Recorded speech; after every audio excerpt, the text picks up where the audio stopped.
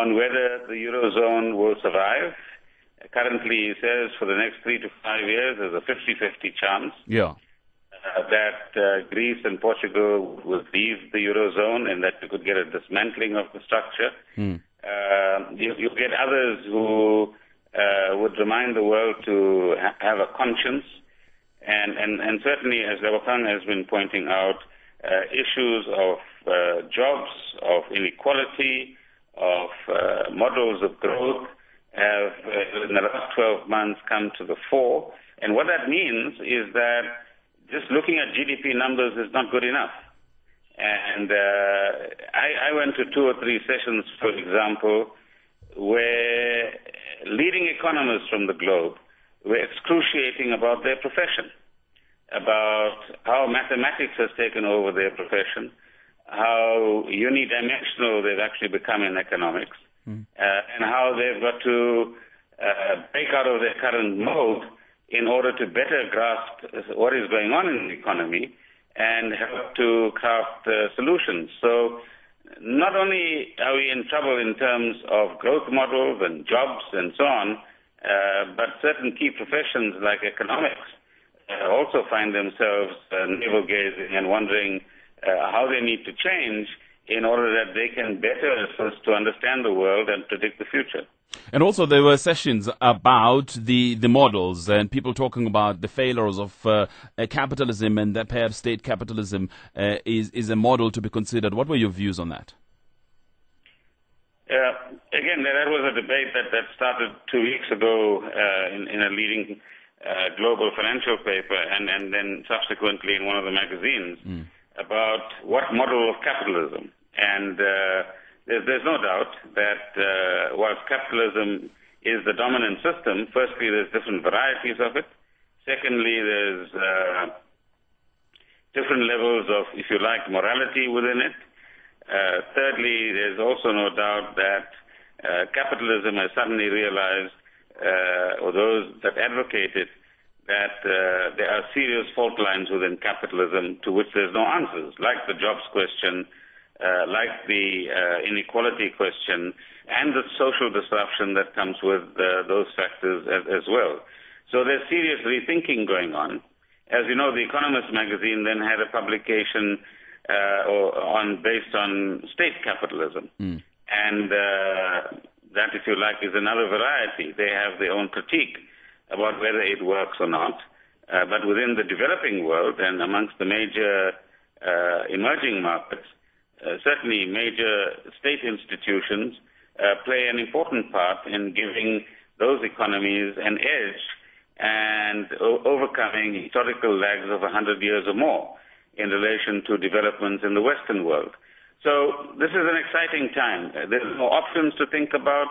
It's very important that we educate the South African public about these sorts of debates so that we don't get caught in very short-term thinking or sloganeering, neither of which helps us to understand the nature of the crisis and how best we respond, both as South Africans and as the globe.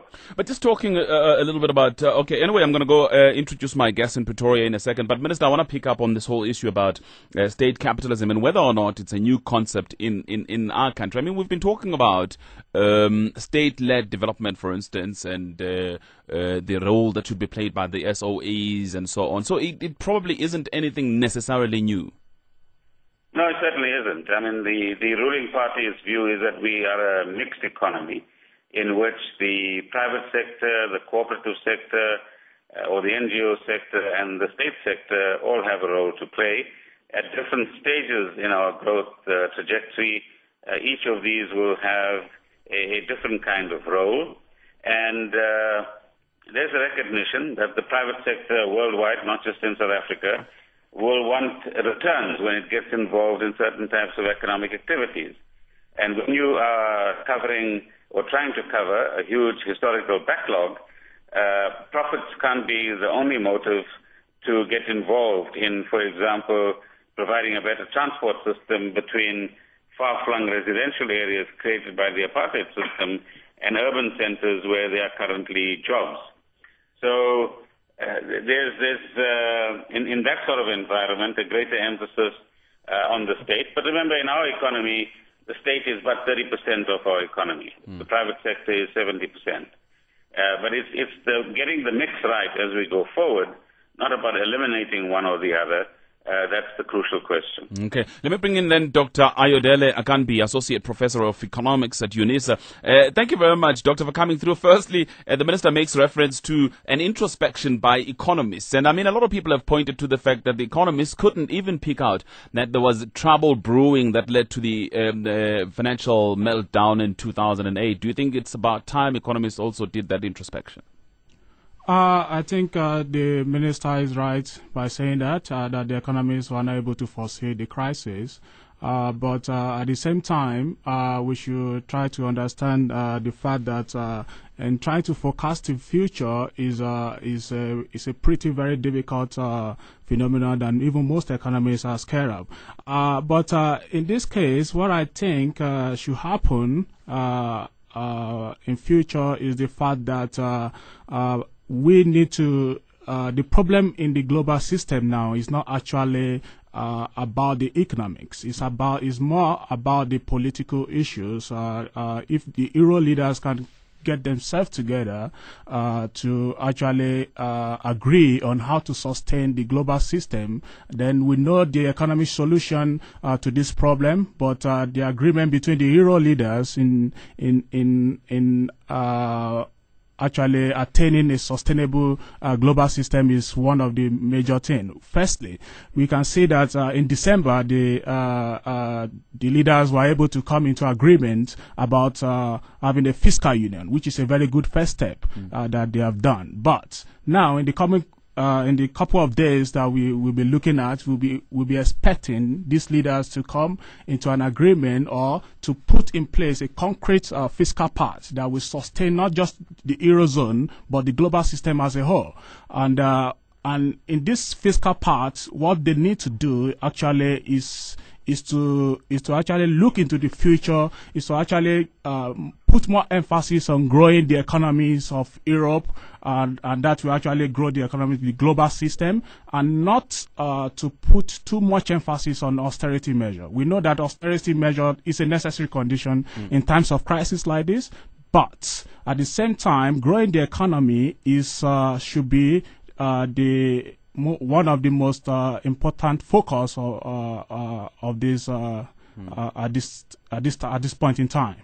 Very important point. And perhaps let me just bounce it against Lebohang. What do you think about that debate about austerity measures, whether they are good now or are they putting a stranglehold on any prospective future growth? An interesting one. I think that it illustrates the kind of dichotomy and the dilemmas that, state-led capitalism, as the minister has outlined it, and the current growth model presents us with.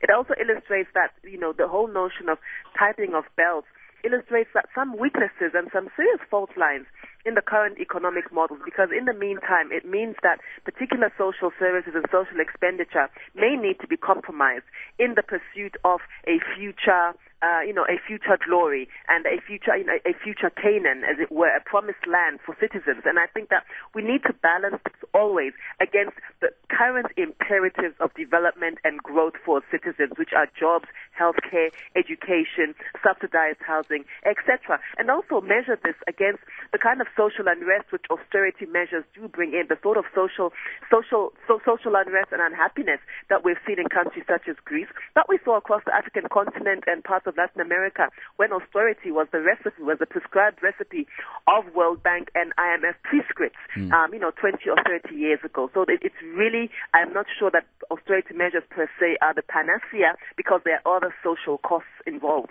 Minister, I think these are the difficult fiscal decisions then that we have to make, that you have to make in the budget next month, because on one hand, of course, you want to maintain the economic fundamentals as they are known, but on the other, you need also to deal with matters of creating jobs and boosting demand. Yeah, that's a dilemma that all finance ministers around the globe have. And again, this is a very important debate. It reflects ideological orientation.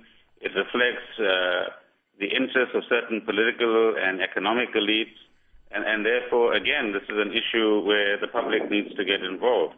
The challenge, and this is linked again to your previous question about the capitalist crisis, is that millions of people, if not billions across the globe, are having to pay the price of either the direct effects of austerity or indirect effects of austerity, whilst the small elite still accumulates huge bonuses, salaries 360 times what an ordinary worker would be earning. And this divide is what is creating huge difficulty.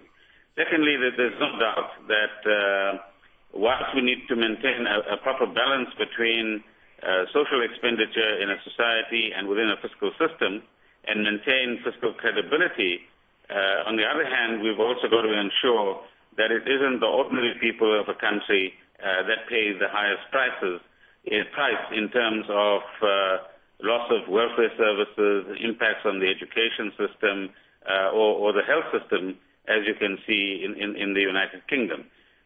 So, yes, this is a balance that we have to maintain. Austerity versus some element of stimulus that will keep growth going, maintaining fiscal sustainability on the one hand, but ensuring that there's a social safety net that certainly protects the poorest of the poor in any society. And the biggest problem, of course, if the IMF forecast is to be believed, is that you are also facing a situation where the economy is obviously not growing. They spoke about 2.8 that they are saying our economy is likely to grow at. In fact, I think it's a lot less than that. It's 2.5. So how do you balance all these things then, Minister? That's what you're going to find out on the 22nd of February.